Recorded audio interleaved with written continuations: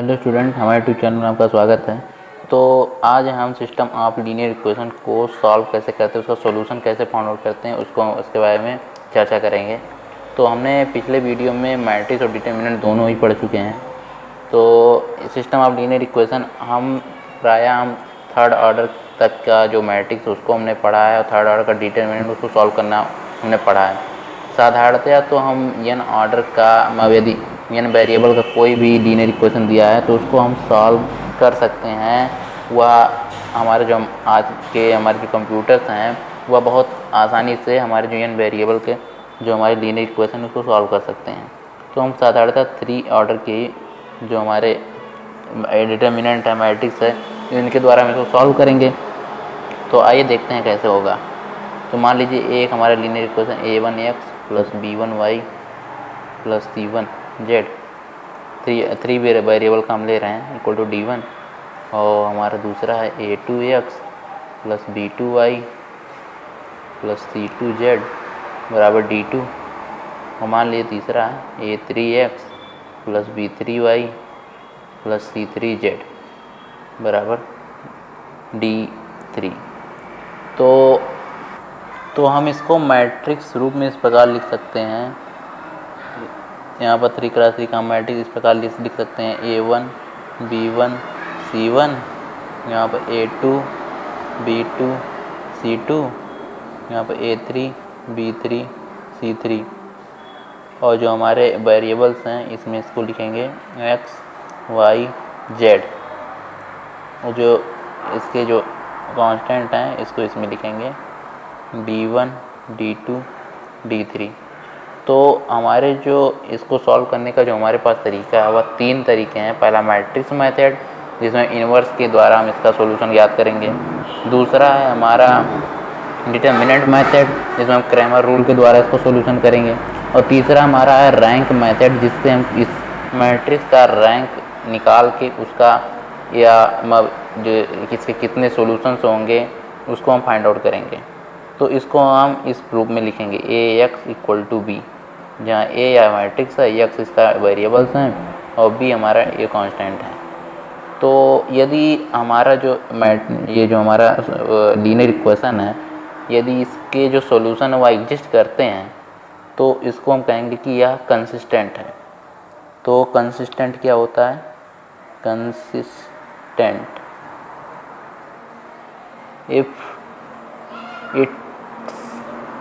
if its solution exist, its solution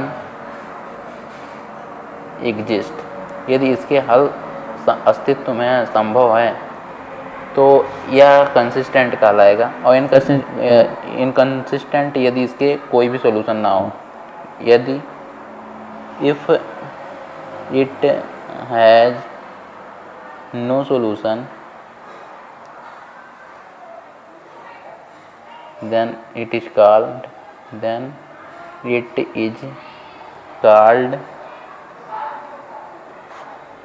inconsistent। तो यदि इसका सॉल्यूशन एग्जिस्ट करता है तो हम कहेंगे कि यह कंसिस्टेंट है। यदि इसका सॉल्यूशन एग्जिस्ट नहीं करता है तो हम कहेंगे कि यह इनकंसिस्टेंट है। तो आज हम पढ़ने वाले हैं कि हम मैट्रिक्स मेथड से इसको कैसे, इसका जो सॉल्यूशन है उसको कैसे फाइंड आउट करते हैं। तो हमारा जो दिया गया लीनियर इक्वेशन है उसको इस प्रकार लिखे हैं ax इक्वल टू बी। यदि दोनों तरफ a इनवर्स से यदि मल्टीप्लाई कर दें, यानी a inverse ax equal to a inverse b, तो मल्टीप्लाई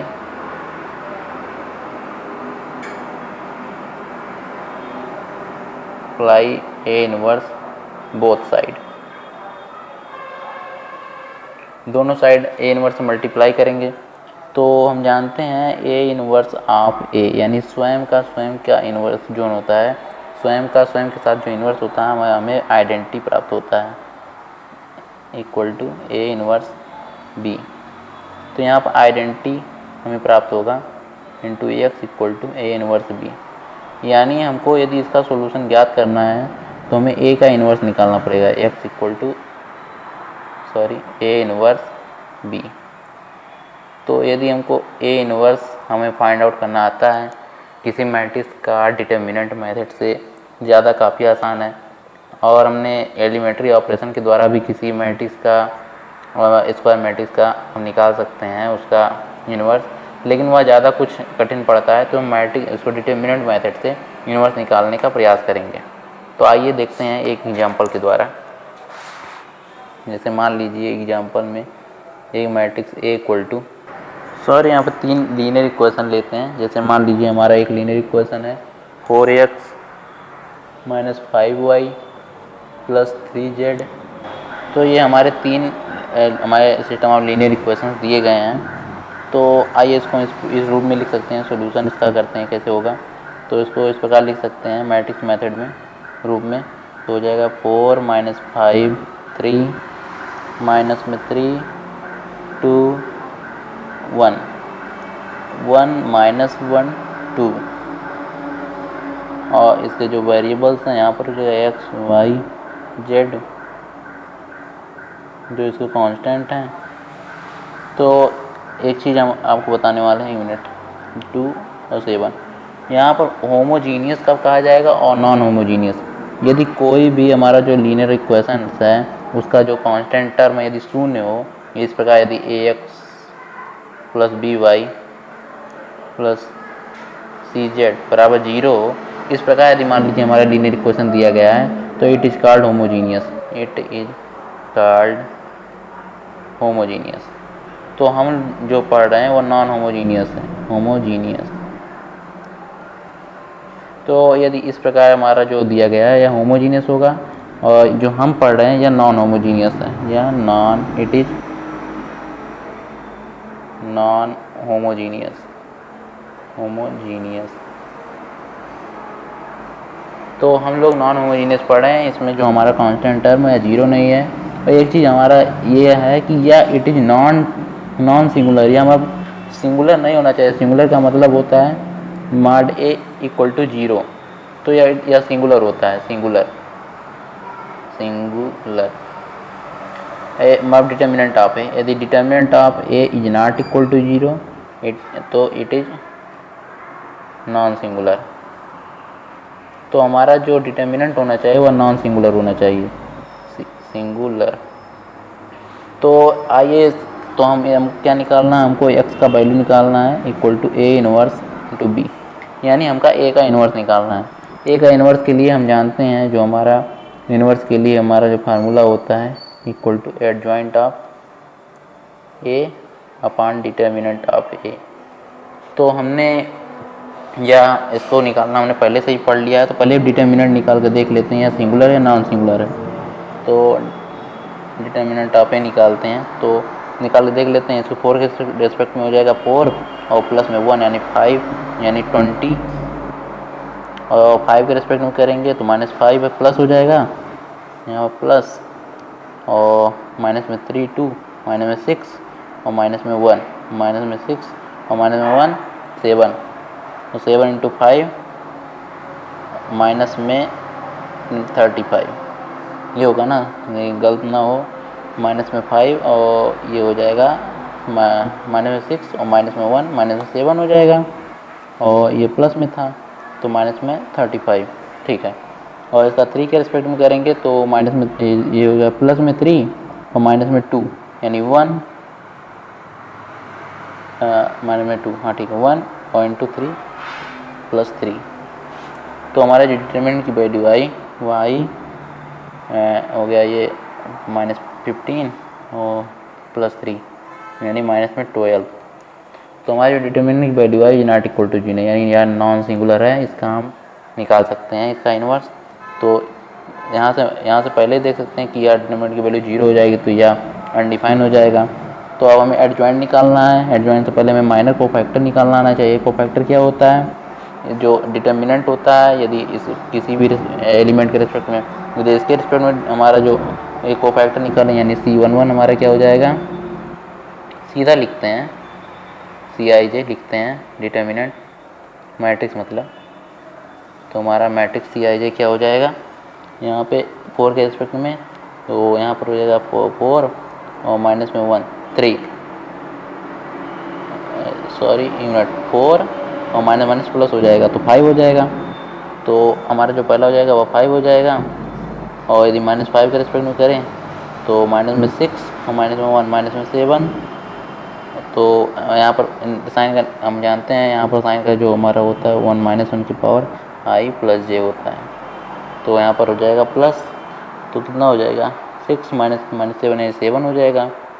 3 के रेस्पेक्ट में करेंगे तो माइनस में 3 और -2 यानी 1 हो जाएगा, यानी 1 यहाँ पर हो जाएगा। और 5 के रेस्पेक्ट 3 के रेस्पेक्ट में -3 के रेस्पेक्ट में करेंगे तो 10 -10 और प्लस में 3 यानी -7 यानी 7। और यहाँ पर 2 के रेस्पेक्ट में करेंगे तो 8 माइनस में 3 यानी 5 यानी +5। और इसी प्रकार 1 के रेस्पेक्ट में करेंगे तो हो जाएगा हमारा माइनस में 4 और प्लस में 5 तो 1 -1। इसके रेस्पेक्ट में करेंगे तो माइनस में 5 और माइनस में 6 माइनस में 11 और ये हो गया माइनस में 11 पॉजिटिव होगा यहाँ पर। और इसके रेस्पेक्ट में करेंगे तो 4 और माइनस में 9 तो हो जाएगा 4 हो गया और माइनस में 9 यानी प्लस में माइनस में 5 प्लस में 5 और ये है माइनस प्लस है ये मिनट फिर से 4 माइनस में 9 और में से 4 कटेगा तो -5 होगा क्योंकि यहाँ पॉजिटिव होगा। यहाँ पर फिर से नेगेटिव होगा, नहीं यहाँ पर नेगेटिव होगा तो ये प्लस हो जाएगा, यहाँ पर पॉजिटिव होगा। तो इसके रेस्पेक्ट में करेंगे तो 8 और माइनस में 15 यानी हो जाएगा 7। तो माइनस में 7 तो ये हमारा हो गया कोफैक्टर। तो इसको ये हमारा कोफैक्टर है। तो एडजॉइंट जो होता है हमारा वह कोफैक्टर का ट्रांसपोज होता है। तो adjoint of A equal to Cij of transpose होता है। तो हमारा जो ट्रांसपोज है क्या हो जाएगा इसका 5 7 minus 11 5 7 minus 11 7 5 5 7 5 5 1 minus 1 minus 7 1 minus 1 minus 7। तो ये हमारा हो गया इसका एडजॉइंट। अब सीधा रख देना है A inverse equal to adjoint of A upon determinant of A. हमारा एडजॉइंट यह है तो ए इनवर्स हमारा जो हो जाएगा डिटर्मिनेंट की वैल्यू आया था माइनस में 12 तो -1/12 और डिटर्मिनेंट ये हमारा मैट्रिक्स लिख देंगे 5 7 माइनस में 11 और 7 5 और 1 माइनस में 1 माइनस में 7। तो यह हमारा ए इनवर्स हमें फाइंड आउट हो गया। अब हमें लीनियर इक्वेशंस में हमें उसको रख देना है। इसको हम इस प्रकार तो निकाले हैं यानी x equal to A inverse of B. अब हमें ए इनवर्स निकल गया है। यदि हमें x की वैल्यू निकालनी है तो यहाँ पर इसको x y z लिख सकते हैं सीधे। इसका हमारा जो डिटर्मिनेंट की वैल्यू है -1/12 5 7 माइनस में 11 और 7 5 5 1 माइनस में 1 7 माइनस में 7। हमारा जो कांस्टेंट है वह है 15 2 और 7। तो हम रो बाई कॉलम मेथड से इसका हम वो करेंगे, इसका निकालेंगे मल्टीप्लिकेशन करेंगे। तो रो बाई कॉलम में हम कैसे मल्टीप्लाई कर सकते हैं। यदि ए में नंबर ऑफ कॉलम्स और दूसरे में नंबर ऑफ रोज की इक्वल हो तो हम कहेंगे या उसका मल्टीप्लाई का यह हमारा 3x3 का है, यह हमारा 3x3 का है, यह हमारा 3x1 का है। तो इसमें देखिए नंबर ऑफ रो इसमें नंबर ऑफ कॉलम के इक्वल है, यानी जो हमारा प्राप्त होगा वह 3x1 का एक डिटर्मिनेंट हमें प्राप्त होगा। तो ये निकाल लेते हैं y z तो फर्स्ट रो और फर्स्ट कॉलम देखते हैं। 5 का 15 से 15 75, 7 का 2 से प्लस 14 और -11 का 7 से माइनस में 77। और सेकेंड रो फर्स्ट कॉलम फिर करेंगे क्योंकि दूसरा कॉलम है ही नहीं। 7 का 15 से 105 और 5 दूनी 10 और 5 का 7 से 35 प्लस 35। इसका 1 का 15 से 15, -1 का -2 और -7 का माइनस में 49। तो यह हमारा हो जाएगा। अब इसको सॉल्व कर लेते हैं। एक्स वाई जेड की जो हमारी वैल्यू आएगी वही उसका वैल्यू हो जाएगा। एक्स वाई जेड निकालेंगे हमारा, ये हो जाएगा यहाँ 75 में माइनस में 2 हो जाएगा, यह हो जाएगा 12। यहाँ पर माइनस में 1/12 है, इसको ध्यान दीजिएगा, माइनस में 1/12। तो हमारा क्या हो जाएगा 12 हो जाएगा। यहाँ पे हो जाएगा हमारा 115, 5, 20 और 30, 50। फिर से वही होगा, देखिए 115, 5, 20, 30, 50 यानी 150 हो जाएगा। ये हमारा हो जाएगा, क्या हो जाएगा 15 में से ये 13 हो गया और इसमें से घटाएंगे 9 में से 3 गया 6 और ये हो गया 1 यानी 3। तो हमारा ये प्राप्त हुआ। अब इसको अंदर मल्टीप्लाई कर दीजिए, जो होगा वही हो जाएगा इसका। तो x की वैल्यू हमारी जो आ जाएगी, इससे जो रेस्पेक्टिव कोफिशिएंट है वो इसका हो जाएगा। तो इसको मल्टीप्लाई करेंगे तो x की वैल्यू -1 आ जाएगी। y की वैल्यू यहाँ पे माइनस में 150/12 आ जाएगी। जो हमारी z की वैल्यू है वह प्लस में 3 आ जाएगा। माइनस 12 या 36 होता है यानी 3 हो जाएगी। तो हमने मैट्रिक्स मेथड से आज किसी भी linear system of linear equation third order का, यदि 3 हमारा जो वेरिएबल्स भी 3 है और नॉन होमोजीनियस है और कंसिस्टेंट है, तो उसका हम मैट्रिक्स मेथड से हमने उसका सॉल्यूशन कैसे फाइंड आउट करते हैं उसको हमने सीखा। अब हम अगले लेक्चर में क्रैमर रूल का उपयोग सीखेंगे, कैसे उसके माध्यम से हम किसी भी जो हमारे लीनियर सिस्टम और लीनियर इक्वेशन है उसको कैसे सॉल्व करते हैं। तो हमारा जो मेन टॉपिक था मैट्रिक्स डिटर्मिनेंट का, वो लीनियर इक्वेशन को सॉल्व करना था और उसमें हमारा जो पहला मेथड था उसको हमने आज सीख लिया है। इस पे हमारे जो बुक में बहुत सारे क्वेश्चंस है उसको लगाने का प्रयास कीजिएगा। यदि आपको वीडियो पसंद आया हो तो लाइक, सब्सक्राइब, शेयर ज़रूर करें। धन्यवाद।